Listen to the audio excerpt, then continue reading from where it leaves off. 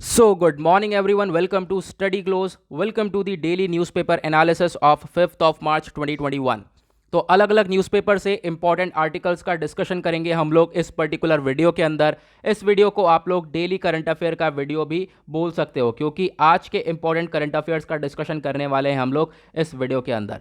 So let's get start with a beautiful quote. सबसे पहले कुछ नया सीख कर हम लोग अपने दिन की शुरुआत करेंगे। बात करी गई है past can not be changed. जो हो गया वो कभी बदल नहीं सकता। And the future is yet in your power. जो आने वाला टाइम है वो पूरा का पूरा आपके हाथ में है। आप उसको पूरी तरह से बदल सकते हो। तो एक बात ध्यान से सुनना यार, पहले ही पास्ट में आपने कोई भी मिस्टेक करी हो, कोई भी गलती करी हो, ऑब्वियस सी बात है मिस्टेक सभी लोग करते हैं, तो कुछ भी मिस्टेक हुई हो तो उसको भूलो यार, जो हो गया वो हो गया। अब फ्यूचर में अच्छे से चलना है, चीज़ों को अच्छी तरीके से इम्प्लीमेंट करना है और कमिटमेंट करनी है कि ये मिस्टेक्स मैं कभी नहीं दोहराऊंगा। तो फ्यूचर में अच्छी तरीके से काम करोगे, क्योंकि फ्यूचर आप कंट्रोल कर सकते हो पूरी तरह से। आप फ्यूचर को बदल सकते हो, पास्ट को कभी नहीं बदल सकते। तो इस बात का ध्यान रखना, अच्छे से अपना हार्ड वर्क जो कर रहे हो वो करते रहो। ऑब्वियस सी बात है सक्सेस ज़रूर मिलेगी। आगे बढ़ते हैं हम लोग। सबसे पहले देखेंगे हमें कौन कौन से आर्टिकल्स का डिस्कशन करना है। तो कुछ ये शॉर्ट आर्टिकल है, छोटे वाले आर्टिकल्स हम डिस्कस करने वाले हैं। पहले वो कौन कौन से हैं, प्रसाद स्कीम के बारे में जानेंगे। ये क्या स्कीम है, किस चीज़ के लिए लाई गई है, इसके अंडर में क्या क्या आता है। उसके बाद बहुत important Hurun global rich list 2020 की लाई गई है, इसके बारे में बताऊंगा। कुर्मोस्क्वैगॉग ये कहाँ पर बनाया जा रहा है, कहाँ पर इसकी स्थापना करी जाएगी, ये सारी चीज़ें मैं बताने वाला हूँ। तो ये 3 आर्टिकल काफ़ी इंपॉर्टेंट हैं। उसके बाद कुछ डिटेल्स में आर्टिकल कवर करेंगे, जैसे कि फ्रीडम इन द वर्ल्ड 2021 की रिपोर्ट अभी हाल ही में लाई गई है यूएसए के द्वारा। तो इसके अंदर इंडिया की क्या सिचुएशन है, बहुत इंपॉर्टेंट आर्टिकल है। उसके बाद मैं बताऊंगा नेशनल साइबर सिक्योरिटी स्ट्रेटेजी 2020। 2020 के अंदर साइबर अटैक काफ़ी ज़्यादा बढ़ चुका था। ये साइबर अटैक थ्रेट्स क्या होते हैं और क्या स्ट्रेटेजी है, कैसे हम लोग इन साइबर अटैक से टैकल कर सकते हैं, ये सारी चीज़ें हम इस पर्टिकुलर आर्टिकल के अंदर जानेंगे। उसके बाद लास्ट में हम डिस्कस करेंगे श्रीलंका ने ऑफर करा है वेस्ट कंटेनर टर्मिनल, यानी कि इंडिया और जापान को ऑफरिंग करी है कि ये दोनों मिलकर इस वेस्ट कंटेनर टर्मिनल को यहाँ पर डेवलपमेंट कर सकते हैं। तो देखेंगे आगे इसके बारे में भी, मैप्स के थ्रू सारी चीज़ें क्लियर करने वाले हैं। स्टार्ट करने से पहले हम लोग एक क्वेश्चन को पूछेंगे और इसका उत्तर सभी लोगों को नीचे कमेंट सेक्शन में बताना है। बात करी गई है इंडियन एयरफोर्स जो है ये पार्टिसिपेट कर रहा है पहली बार। एक एक्सरसाइज हो रही है यूएई के अंदर जिसका नाम है अल दाफरा एयरबेस। तो उस अभ्यास का क्या नाम है ये आप लोगों को बताना है। यहाँ पे आपके सामने ऑप्शन है, पहला hand in hand, Surya Kiran, desert flag या फिर मित्र शक्ति। करेक्ट आंसर आपको नीचे कमेंट सेक्शन में बताना है। नहीं मालूम है तो सही में जाकर आप इसको अच्छी तरीके से सर्च कर सकते हो।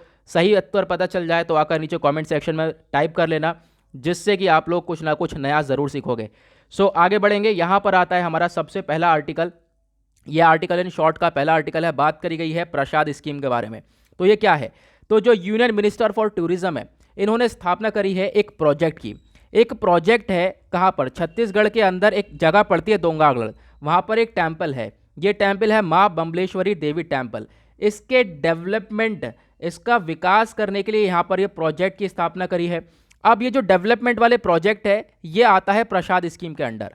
तो ये प्रसाद स्कीम क्या है इस वजह से हम लोग जानेंगे। प्रसाद स्कीम के अंडर आता है डेवलपमेंटल प्रोजेक्ट, तो यहाँ पर डेवलपमेंट करने की बात करी जा रही है। आगे बढ़ेंगे। यहाँ पर आप सबसे पहले हम लोग इसकी फुल फॉर्म देखेंगे। क्या है इस प्रसाद की full form, pilgrimage rejuvenation and spiritual heritage augmentation drive. कहोगे यार क्या बता दिया, कुछ समझ में नहीं आया। सिंपल शब्दों में सुनो, जो भी हमारे तीर्थ स्थल है, ठीक है, पवित्र जगह है, अपनी तीर्थ स्थल है, वहाँ के डेवलपमेंट के ऊपर काम करने के लिए यह प्रसाद स्कीम को बनाया गया है। जैसे कि आप देख पाओगे ये भी हमारा एक पवित्र स्थल है। कौन सा है, ये माँ बम्बलेश्वरी देवी टेम्पल है। तो यहाँ पर विकास करने की बात करी गई है। तो वो सब किसके अंदर में आता है, प्रसाद स्कीम के अंडर में आता है। इस स्कीम को लॉन्च करा गया था मिनिस्ट्री ऑफ टूरिज्म के द्वारा साल 2014-15 में। ऑब्जेक्टिव इसका यही पर्पस था कि जितने भी पिलग्रिमेज होंगे हम उनका विकास करने वाले हैं।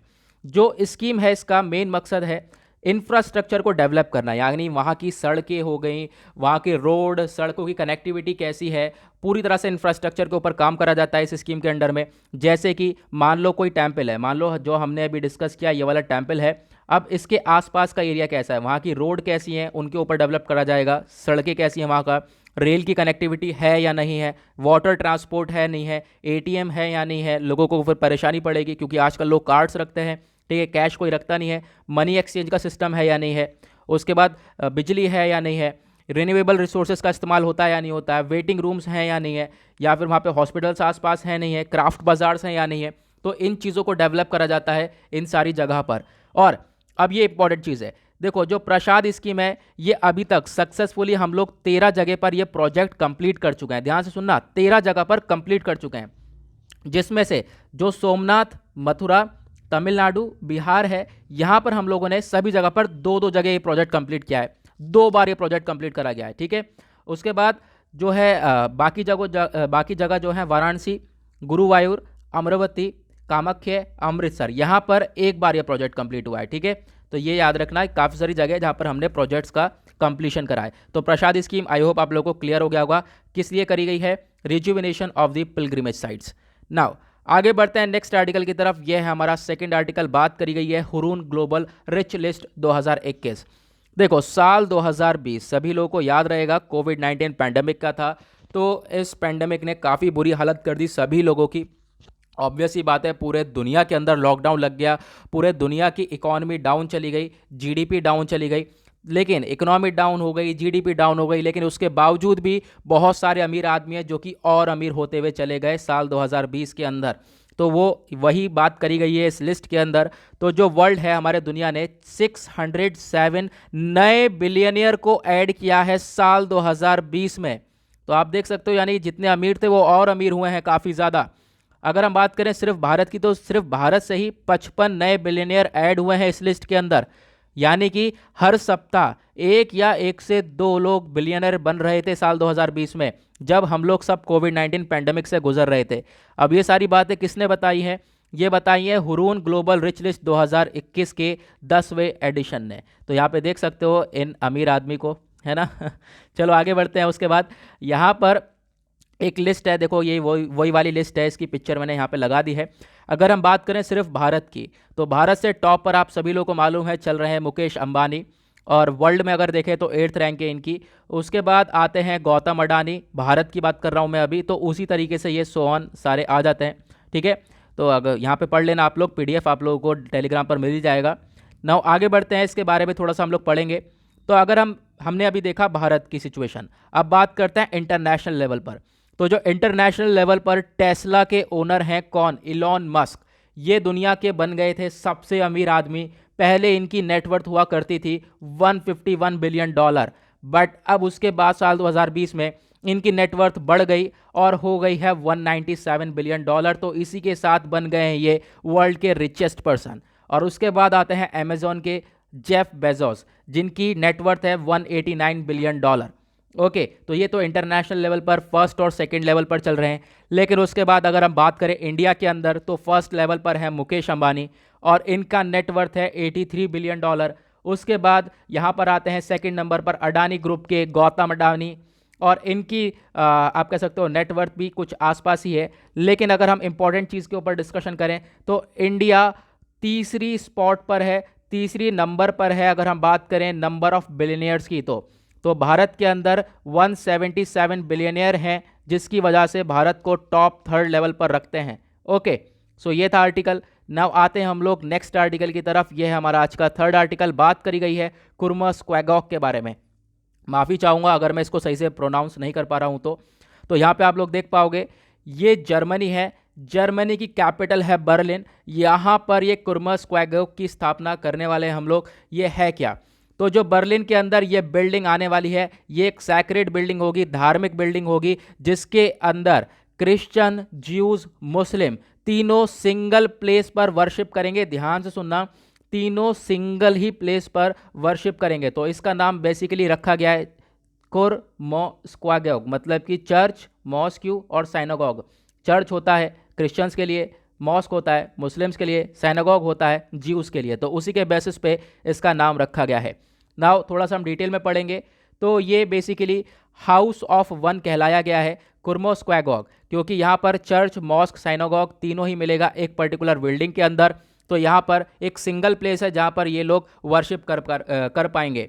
और इसकी जो स्थापना है वो करी जाएगी 27 मई को, और यहाँ पर ये जो बिल्डिंग है ये सभी लोगों के लिए ओपन रहने वाली है, ऐसा नहीं है सिर्फ यही लोग रहेंगे, ओपन होने वाली है, सभी लोग यहाँ पर विजिट कर सकते हो। जो ये हाउस ऑफ वन है ये कहाँ पर बनाया जा रहा है, वहाँ पर एक ओल्ड सेंट पीटर चर्च हुआ करता था, ठीक है, जिसको डैमेज कर दिया गया वर्ल्ड वॉर 2 में। और इसको डैमेज करा किसने था, ये करा गया था गवर्नमेंट ऑफ ईस्ट जर्मनी, 1964 में इसको डैमेज कर दिया गया था। तो उसी साइट पर ये खुरमो स्क्वैगोग को हम लोग बना रहे हैं। ओके, नाउ आगे बढ़ते हैं, यहाँ पे पढ़ेंगे हम लोग कुछ आर्टिकल्स इन डिटेल। यहाँ पे जो भी डिटेल वाले आर्टिकल हैं उनको कवर करेंगे। सबसे पहला आर्टिकल बात करता है freedom in the world 2021 report. The Hindu का आर्टिकल आप लोग देख पाओगे, यूएसए की ये रिपोर्ट लाई गई और बताया गया इंडिया जो है वो पार्शियली फ्री है, यानी कि इंडिया के अंदर जो फ्रीडम है, जो छूट है, वो काफ़ी हद तक कम हो चुकी है। अब यहाँ पर इंडिया को पार्शियली फ्री का दर्जा दिया गया है। तो न्यूज़ के अंदर क्यों है, क्योंकि ये फ्रीडम रिपोर्ट लेकर आई गई है, जिसको हम लोग बोल रहे हैं फ्रीडम हाउस 2021 की रिपोर्ट है। इसमें बताया गया इंडिया पहले फ्री हुआ करता था बट अब पार्शली फ्री है। यहाँ पर फ्रीडम कहीं ना कहीं सप्रेस कर दी गई है गवर्नमेंट के द्वारा। कैसे कैसे आगे मैं अभी आप लोगों को बताऊंगा इसमें। तो बेसिकली बताया गया है इंडिया की 75% तक जो वर्ल्ड की पॉपुलेशन है वो आज के टाइम पर परेशानियां फेस कर रही है, वहाँ पर वो फ्री महसूस नहीं कर रही है। उसके बाद जो मोस्टली फ्री कंट्रीज़ है पूरे दुनिया के अंदर, जिनका स्कोर 100 आउट ऑफ 100 है, आसपास है इसके, तो आप देख पाओगे वो मतलब कि जहाँ पर फ्रीडम सबसे ज़्यादा है वो कौन कौन सी कंट्रीज़ हैं, वो है फिनलैंड, नॉर्वे और स्वीडन। और जहाँ पर बिल्कुल भी फ्रीडम नहीं है, जो कंट्री बिल्कुल भी फ्री नहीं है, जिनको नॉट फ्री का दर्जा दिया गया है, वो है तिब्बत और सीरिया। इनका स्कोर है 100 में से 1 नंबर दिया गया है इन लोगों को। और इंडिया को कितना नंबर दिया गया है उसके बारे में बात करेंगे हम लोग आगे। इंडिया क्या स्कोर है इस बार 100 में से 67। तो पहले हुआ करता था 71 और अब हुआ है 61, बेसिकली 67। यहाँ पर याद रखना ये स्कोर है, रैंक नहीं है। तो यहाँ पर 67 अब की बार स्कोर गेन किया है इसने, मतलब मार्क्स कम है, तो मतलब क्या है, इंडिया के अंदर फ्रीडम कहीं ना कहीं डाउन हुआ है। तो आप लोग देख पाओगे ये पर्टिकुलर डेटा है, ये जो येलो वाली लाइन है वो साल 2020 का डेटा है और ये ब्लू वाली लाइन है वो साल 2021 का डेटा है। तो आप देख पाओगे इंडिया, भूटान, श्रीलंका, नेपाल, मालदीव्स, बांग्लादेश, पाकिस्तान को एक बार देख लेते हैं। पाकिस्तान की सिचुएशन भी काफ़ी बुरी चल रही है। ओके, नाउ थोड़ा सा डिटेल में बात करेंगे। अब इस रिपोर्ट को पब्लिश कौन करता है, बहुत इंपॉर्टेंट चीज़, आपसे क्वेश्चन बन सकता है।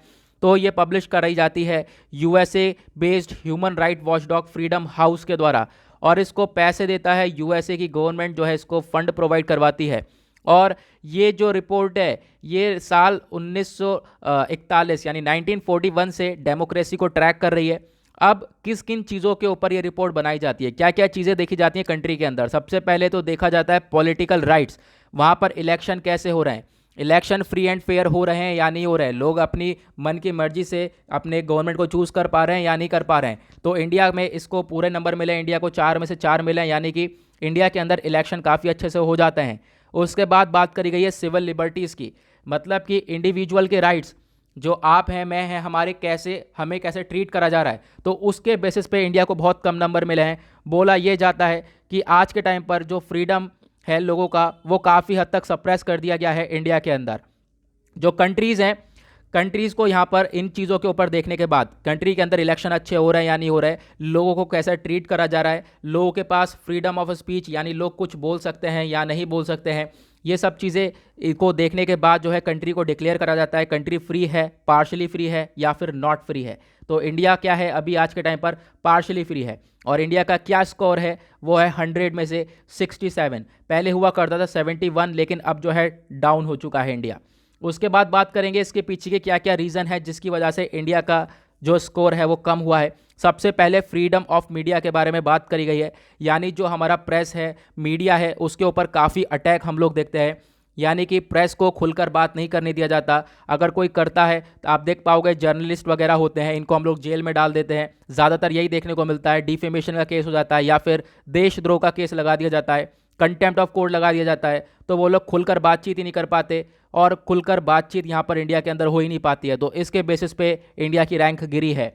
उसके बाद हिंदू नेशनलिस्ट इंटरेस्ट के बारे में बात करी गई है। काफ़ी सारी ऐसे बातें करी गई हैं जिससे कि आप कह सकते हो कंट्रोवर्सी क्रिएट हो सकती है, जिसको हम लोग यहाँ पर नहीं करने वाले। बात यहाँ पे बेसिकली आरएसएस के बारे में बात करी जा रही है, इसको छोड़ते हैं। नेक्स्ट पॉइंट पर आते हैं। बात करी गई है इंटरनेट फ्रीडम की, यानी जम्मू और कश्मीर, दिल्ली के अंदर आप देख पाओगे जम्मू और कश्मीर में लगभग 1.5 साल तक जो है इंटरनेट को बैन करा रहा है। हम लोग 2G, यानी जो जम्मू और कश्मीर वाले लोग हैं वो 2G नेट के ऊपर जी रहे थे, 2G चला रहे थे अभी तक। उसके बाद आप देख पाओगे दिल्ली के अंदर अभी बॉर्डर पर फार्मर प्रोटेस्ट देखने को मिलेगा। 26 जनवरी पर बहुत ज़्यादा आप देख पाओगे वायलेंस क्रिएट हो चुका था, तो उसकी वजह से भी जो है वहाँ पर भी इंटरनेट को बैन कर दिया गया था। तो जो इंटरनेट को काफ़ी हद तक रोक दिया जाता है, बार बार हमारे कंट्री के अंदर यही सिचुएशन देखी जाती है। अगर कोई भी प्रॉब्लम होती है तो इंटरनेट की कनेक्टिविटी सबसे पहले ब्रेक डाउन करी जाती है, तो उसकी वजह से भी इंडिया की रैंक काफ़ी हद तक गिरी है। उसके बाद बात करेंगे कोविड का रिस्पांस, तो इंडिया का कोविड का रिस्पांस इतना अच्छा रहा नहीं, क्योंकि जो माइग्रेंट वर्कर्स हैं वो लोग आप देखोगे कि उन्हें सबसे ज़्यादा परेशानियां हुई हैं। वो लोग काफ़ी दूर से पैदल पैदल अपने घर पहुंचे हैं, हम लोग उनको प्लानिंग की तरीके से नहीं पहुंचा पाए, हमारे पास कोई प्लान नहीं था, उसकी वजह से भी इंडिया की रैंक गिरी है। उसके बाद बात करें तो मुस्लिम्स को काफ़ी ज़्यादा टारगेट करा जा रहा था कि वो लोग, उनके ऊपर ब्लेम करा जा रहा था, इन लोगों की वजह से ये वायरस पूरी तरह से फैला है। तो इस तरीके की चीज़ों की वजह से इंडिया का स्कोर कम हुआ है। उसके बाद प्रोटेस्टर्स के बारे में बात करी गई है। इंडिया के अंदर प्रोटेस्ट करने को दिया नहीं जाता है। आप देख पाओगे अभी फार्म प्रोटेस्ट चल रहा है, और साथ ही साथ आप लोग देख पाओगे उससे पहले सिटीजनशिप अमेंडमेंट एक्ट को लेकर काफ़ी ज़्यादा प्रोटेस्ट चल रहा था। तो इन प्रोटेस्ट के बीच में जर्नलिस्ट वगैरह को गिरफ्तार कर लिया गया था। बहुत सारे जर्नलिस्ट, डजन्स ऑफ, यानी कि दर्जनों में जर्नलिस्ट को गिरफ्तार करा गया।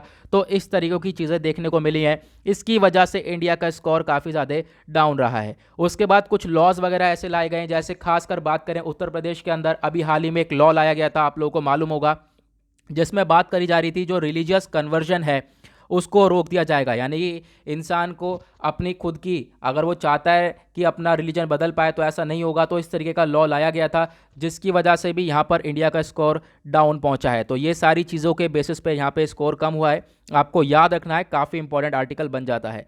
आते हैं आर्टिकल नंबर 2 के ऊपर। बात करी गई है नेशनल साइबर सिक्योरिटी स्ट्रेटजी 2020।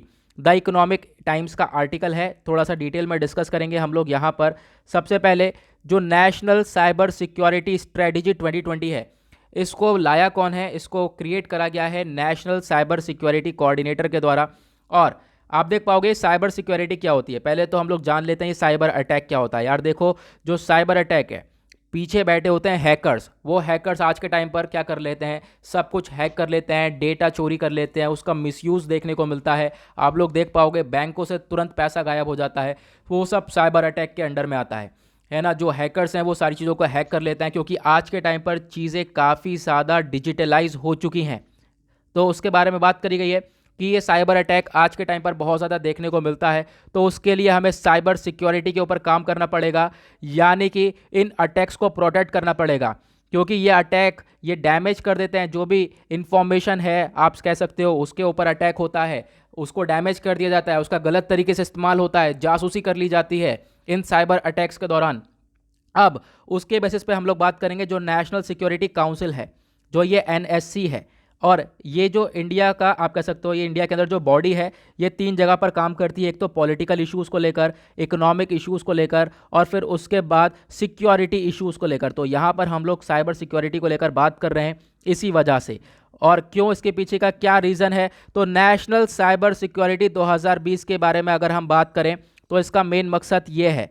क्या मकसद है? कि हम लोग जो भी साइबर अवेयरनेस है वो फैला सके, या फिर साइबर ऑडिटर्स को हायर करें, जो एक्सपर्ट हो उनको हायर कर लिया जाए, उनको ट्रेनिंग दी जाए और नॉलेज प्रोवाइड करवाई जाए, ताकि वो लोग हमें साइबर अटैक से बचा सकें और ये प्रॉब्लम हमें काफ़ी हद तक कम होती हुई नज़र आने लगे। उसके बाद इसके बारे में जानेंगे। तो ये जो आज के टाइम पर साइबर अटैक है, काफ़ी तगड़ा देखने को मिलता है, तो इसको मैनेज करना आज के टाइम पर काफ़ी ज़्यादा ज़रूरी बन चुका है। और इसके लिए हमें क्या करना पड़ेगा, एक सेपरेट बजट लाना पड़ेगा। यानी कि हम लोग हर चीज़ के लिए पैसा लगा देते हैं, हर चीज़ पर पैसा खर्च कर लेते हैं, इंफ्रास्ट्रक्चर हो चाहे हर चीज़ हो। तो हमें साइबर सिक्योरिटी के ऊपर भी पैसा खर्च करना पड़ेगा, नॉलेज के ऊपर खर्च करना पड़ेगा लोगों की। तो वहाँ पर हम लोग क्या कर सकते हैं, इससे थोड़ा सा हम लोग साइबर सिक्योरिटी की तरफ आगे बढ़ सकते हैं। अब ये साइबर सिक्योरिटी की ज़रूरत हमें क्यों है? तो आज के टाइम पर बात करें तो बहुत सारे प्रॉब्लम्स देखने को मिलेगी, और ख़ासकर बात करें तो बहुत सारी कंट्रीज़ जो हैं उनके अंदर ऑलरेडी वो लोग काफ़ी हद तक आगे बढ़ चुके हैं साइबर सिक्योरिटी के क्षेत्र में। वहाँ पर साइबर सिक्योरिटी पूरी तरह से देखने को मिलेगी। खासकर अगर हम बात करें तो कौन कौन सी हैं? यूनाइटेड स्टेट के पास पूरी तरह से कैपेबिलिटी है कि वहाँ पे अगर अटैक हो तो वो कंट्रोल कर सकें। चाइना के पास कैपेबिलिटी है, रशिया, इजराइल, यूनाइटेड किंगडम, ये सभी लोग काफ़ी अच्छी तरीके से डेवलप हो चुके हैं। लेकिन बात करें इंडिया, तो अभी इस क्षेत्र में काफ़ी पीछे है। तो इसके लिए हमें क्या करना पड़ेगा? देखो आज के टाइम पर क्या हो रहा है, आज के टाइम पर जो डिजिटलाइज चीज़ें ज़्यादा ज़्यादा हो रही हैं, हम लोग डिजिटल की तरफ ज़्यादा बढ़ रहे हैं, चाहे वो फाइनेंशियल सर्विसेज हो, आप पेमेंट वगैरह कर रहे हो, बैंक्स हो, पावर, मैन्युफैक्चरिंग, सब कुछ ऑनलाइन की तरफ बढ़ चुका है। तो इसकी वजह से जैसे जैसे ऑनलाइन की तरफ बढ़ा है, वैसे वैसे साइबर थ्रेट भी बढ़ चुका है, यानी ये साइबर अटैक होने के काफ़ी ज़्यादा चांसेस बढ़ चुके हैं। और यहाँ पर ये बताया गया, आप लोग यहाँ पर देख पाओगे, इतनी इंपॉर्टेंट बात है, साल 2020 के बारे में बात हो रही है, जब कोविड-19 पैंडमिक चल रहा था। तो यहाँ पर साइबर सिक्योरिटी के इंसिडेंट देखने को मिले हैं 6.97 लाख, यानी सिर्फ और सिर्फ एक साल के अंदर इतने लाख इंसिडेंट देखने को मिले हैं। और इतने टोटल पता है कब देखने को मिले थे? पिछले 4 सालों में, यानी 2020 से जो पिछले 4 साल थे तब इतने केसेस आए थे। लेकिन अब यहाँ पर एक साल के अंदर ये सारी चीज़ें देखने को मिली है। क्यों? इसके पीछे का रीज़न है कोविड-19 पैंडमिक, प्लस हम लोग कोविड की वजह से ज़्यादा डिजिटलाइज हो गए, चीज़ों को डिजिटलाइज कर दिया हम लोगों ने, वो एक बहुत बड़ा रीज़न था। अब ये जो 6.97 लाख साइबर सिक्योरिटी इंसिडेंट देखने को मिला है, ये रिपोर्ट तैयार किसने करी है? ये रिपोर्ट तैयार करी गई है इंडिया की CERT के द्वारा, यानी Indian computer emergency response team के द्वारा। ओके, उसके बाद अगर हम बात करें हाल ही में कौन कौन से साइबर अटैक हुए हैं, तो देखने को मिला था चाइना की तरफ से काफ़ी ज़्यादा साइबर अटैक देखने को मिलते हैं। चाइना अपना मेलवेयर का इस्तेमाल करता है, ये भी एक सॉफ्टवेयर का इस्तेमाल करता है। और चाइना में एक ग्रुप है जिसको बोलते हैं रेड इको, ठीक है, ये काफ़ी अटैक देखने को मिलता है। इंडिया के अंदर पावर सेक्टर को लेकर अटैक देखने को मिला था। अभी हाल ही में एक आर्टिकल आया था कि मुंबई के अंदर एक दिन ऐसा आया था अक्टूबर में कि बिजली चली गई थी पूरी तरह से, और वो पता ये चल रहा था कि चाइना ने अटैक किया है, ये साइबर अटैक हुआ था। ओके, उसके बाद यहाँ पे आप देख पाओगे चाइना का एक हैकर ग्रुप कहलाता है स्टोन पांडा करके। चाइना का एक हैकर ग्रुप है जिसने कि हमारे भारत बायोटेक और सीरम इंस्टीट्यूट ऑफ इंडिया जो कि वैक्सीन बनाती है, वहाँ पर भी उसका अटैक देखने को मिला था। उसके बाद सोलर विंड हैक देखने को मिला है, कहाँ पर? USA के अंदर। तो रिसेंटली हाल ही में काफ़ी बड़े बड़े अटैक देखने को मिले हैं जो कि ये साइबर अटैक हैं। अब इसके लिए हमारी सरकार क्या क्या इनिशिएटिव लेकर चलती है, हमारे पास क्या क्या प्रोग्राम्स हैं कि हम इस साइबर अटैक को से प्रोटेक्ट कर सकते हैं। पहला है साइबर सुरक्षित भारत इनिशिएटिव, दूसरा साइबर स्वच्छता केंद्र, online cyber crime reporting portal, Indian cyber crime coordination centre, national critical information infrastructure protection centre, information technology act 2000, national cyber policy 2013। तो ये सारे हमारे पास इनिशिएटिव हैं जिससे हम लोग साइबर अटैक को प्रिवेंट कर सकते हैं। अब अगर हम बात करें क्या क्या स्टेप हमें लेने हैं वे फॉरवर्ड के बारे में, तो सबसे पहली बात तो हम आज के टाइम पर काफ़ी तेज़ी से डिजिटल अडेप्टर बन रहे हैं, यानी कि डिजिटली चीज़ों को अडेप्ट कर रहे हैं। तो उसी के लिए हम लोगों को साइबर सिक्योरिटी को बूस्ट अप करना पड़ेगा, इसको बढ़ाना पड़ेगा। और उसके बाद यहाँ पे आप देख पाओगे आज के टाइम पर हमारी गवर्नमेंट डिपार्टमेंट्स को हेल्प करनी पड़ेगी। उन लोगों को पहले अपने यहाँ देखना पड़ेगा कहाँ कहाँ कमियाँ हैं हमारी ऑर्गेनाइजेशन के अंदर, क्या क्या गैप्स हैं। फिर उन गैप्स को देखने के बाद उनको एड्रेस करके वो जो गड्ढे हैं उन गड्ढों को भरो, पहले जो आपके पास कमियाँ हैं वो कमियाँ को पूरी करो, उसके बाद यहाँ पर हम लोग आगे बढ़ सकते हैं। उसके साथ साथ हम लोग को एक अपेक्स बॉडी की ज़रूरत है, यानी एक टॉप लेवल बॉडी की ज़रूरत है जो कि इन चीज़ों को हैंडल कर पाए। ओके, तो ये थी कुछ चीज़ें हम लोग को यहाँ पर ज़रूरत है कि हम लोग साइबर अटैक से लड़ पाएँ, और इसके लिए ये स्टेप उठा सकते हैं और जो कि यहाँ पे मेंशन करे गए ना। उसके बाद आते हैं आर्टिकल नंबर 3 की तरफ। बात करी गई है श्रीलंका ने ऑफर किया है वेस्ट कंटेनर टर्मिनल, किस लोग किन किन को? इंडिया और जापान को। बोला है इंडिया जापान से कि आओ डेवलपमेंट करो इन टर्मिनल का। तो ये आर्टिकल आप देखोगे द प्रिंट का आर्टिकल है, Sri Lanka clears proposal to develop west container terminal at Colombo port with India Japan. तो इसके बारे में बात करेंगे, ये न्यूज़ के अंदर क्यों है बेसिकली। तो श्रीलंका ने ऑफर किया ये टर्मिनल। अब अगर हम बात करें तो ये डिसीजन आया है लगभग 1 महीने बाद। कैसे, किस चीज़ के 1 महीने बाद? श्रीलंका ने हमें पहले ईस्ट कंटेनर टर्मिनल का ऑफर किया था, लेकिन ये कैंसिल हो गया। श्रीलंका ने मना कर दिया था कि इसका डेवलपमेंट इंडिया नहीं करेगा। फिर उसके बाद 1 महीने बाद अब हमें वेस्ट कंटेनर टर्मिनल का दिया। ये ध्यान से सुनना, ये ईस्ट कंटेनर टर्मिनल है। पहले इंडिया इसको डेवलप करने वाला था लेकिन श्रीलंका ने मना कर दिया। अब यहाँ पर वेस्ट कंटेनर टर्मिनल की तरफ बढ़ रहे हैं हम लोग आगे, हम लोग इसको डेवलप करेंगे। तो अब यहाँ पर हम थोड़ा सा मैप में देखेंगे। देखो श्रीलंका का मैप कुछ इस तरीके से क्लियर नहीं बना पा रहा हूँ, उसके लिए माफ़ी चाहता हूँ। तो यहाँ पर मैं आपको एक आइडिया दे रहा हूँ, ठीक है, कि आप समझ पाओ एग्जाम्पल के तौर पर। तो मैप कुछ इस तरीके से आपको देखने को मिलेगा। तो ये जो यहाँ वाला एरिया है वो ये है, ठीक है, ये आप ऐसे बना सकते हो। तो जो यहाँ वाला एरिया है वो ये है, मतलब कि ये है WCT, वेस्ट कंटेनर टर्मिनल, इसको हम लोग डेवलप करने की बात कर रहे हैं। बेसिकली क्या है, यहाँ पर आप कह सकते हो इससे हमें काफ़ी हेल्प मिल सकती है, हम अपना कार्गो वगैरह डेवलप कर सकते हैं, जो आप कह सकते हो ना शिप का सामान वगैरह होता है जहाँ पे हम लोग रखते हैं, ठीक है, पोर्ट जिसे बोलते हो, बंदरगाह बोलते हो, उसी तरीके से हम लोग यहाँ पर अपना सामान वगैरह रख सकते हैं जो भी कंटेनर है, और यहाँ से हम लोग विदेशों में एक्सपोर्ट कर सकते हैं। तो ये बेसिकली काफ़ी इंपॉर्टेंट बन सकता है इंडिया के लिए। इसके बारे में पढ़ेंगे तो श्रीलंका ने अप्रूव करा है ये प्रपोजल कि ये WCT को डेवलप करेगा, और यहाँ पर श्रीलंका के द्वारा ये सारी चीज़ें अप्रूव तो करी गई, एक प्रपोजल दे दिया गया है और बोला गया है इसका जो टाइम पीरियड है वो है 35 ईयर्स तक, 35 साल तक। और इसमें इन्वेस्ट करने कौन आ रहा है, इंडिया के अडानी वाले। तो अभी हमने पढ़ा भी था, सेकंड जो टॉप रिचेस्ट पर्सन है इंडिया के वो है अडानी। तो ये अडानी पोर्ट जो है इसके अंदर इन्वेस्टमेंट करेगा। जापान की तरफ से कौन इन्वेस्टर होगा ये अभी मालूम नहीं चला है, ठीक है। तो आगे बात करेंगे अब इसके अंदर स्टेक क्या क्या होगा, यानी कि कितना, यानी कि श्रीलंका के अंदर हम लोग वेस्ट कंटेनर टर्मिनल बना रहे हैं तो हमारा कितना हक रहेगा, इस पे हमारा 85% तक स्टेक होल्डर रहने वाला है, मतलब हमारे कंट्रोल में रहेगा ये। इससे पहले जब हम ECT को डेवलप करने वाले थे, जो कि श्रीलंका ने मना कर दिया था, उसमें श्रीलंका चाह रहा था कि श्रीलंका 51% तक अपना स्टेक होल्डर रहे, यानी कि ये श्रीलंका अपने कंट्रोल के अंदर करना चाह रहा था। लेकिन अब ये जो WCT वाला है ये इंडिया के कंट्रोल में रहेगा, ये याद रखना। उसके बाद यहाँ पे इसके आसपास में एक CICT पड़ता है, कोलंबो इंटरनेशनल कंटेनर टर्मिनल। अभी मैं आपको मैप में दिखाता हूँ, यानी CICT ये वाला, ठीक है, इसी के पास में है। तो ये चाइना का है, चाइना का डेवलप करा हुआ है, और ये पूरा का पूरा चाइना इसका 85% तक स्टेक होल्डर है। चाइना जो है इसको पूरी तरह से चाइना का कह सकते हो आप ओनर है, ओके।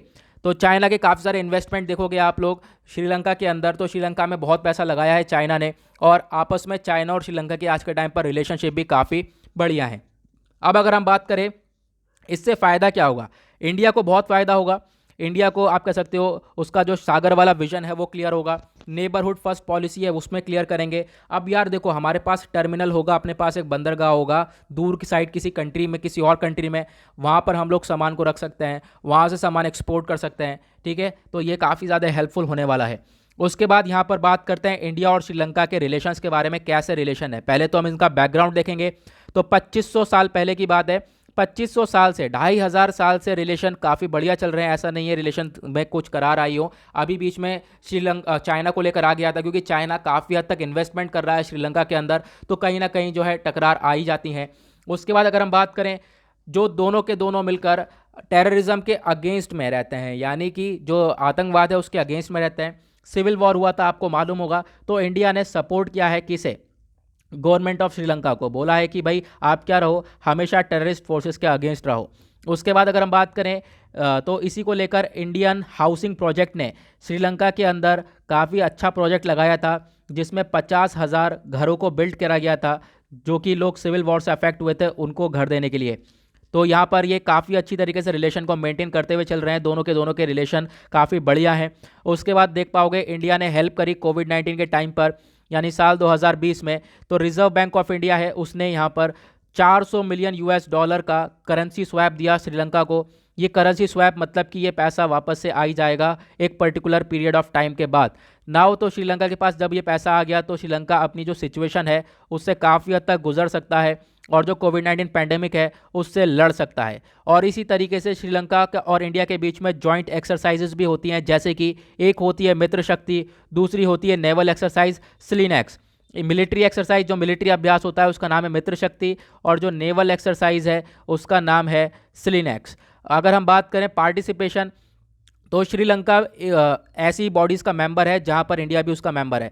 तो श्रीलंका एक ग्रुप है जिसका नाम है बिम्स्टेक, उसका मेंबर है। दूसरा ग्रुप है सार्क, उसका मेंबर है। इंडिया जो है इन दोनों ग्रुप्स में एक लीड वाला रोल प्ले करता है, ठीक है। तो बिम्स्टेक के बारे में पढ़ लेते हैं। ये बिम्स्टेक की फुल फॉर्म है bay of Bengal initiative for multi sectoral technical economic cooperation. तो इसके अंदर कितने मेंबर हैं, कुल मिला के 7 मेंबर हैं। नेपाल, इंडिया, श्रीलंका, भूटान, बांग्लादेश, म्यांमार और थाईलैंड। तो इसमें इंडिया भी है प्लस श्रीलंका भी है, तो दोनों ही यहाँ पर काफ़ी अच्छी तरीके से वर्क कर सकते हैं। अब यहाँ पर एक क्वेश्चन आप लोगों से एक और बनता है, वो है सार्क। इस वजह से मैंने यहाँ पर सार्क के बारे में नहीं बताया है कि सार्क के बारे में आप लोगों को बताना है क्या है इसकी फुल फॉर्म, कितने मेंबर हैं इस पर्टिकुलर ऑर्गेनाइजेशन, इस पर्टिकुलर ग्रुप के अंदर। सो आई होप आप लोगों को यहाँ पे ये सारी चीज़ें क्लियर हो गई होंगी, मज़ा भी आया होगा। वीडियो कैसी लगी नीचे डिस्क्रिप्शन बॉक्स में ज़रूर बताना, सॉरी कमेंट सेक्शन में ज़रूर बताना। ओके, नाउ मिलेंगे आप लोगों से नेक्स्ट वीडियो में। आज के लिए bye bye, have a nice day.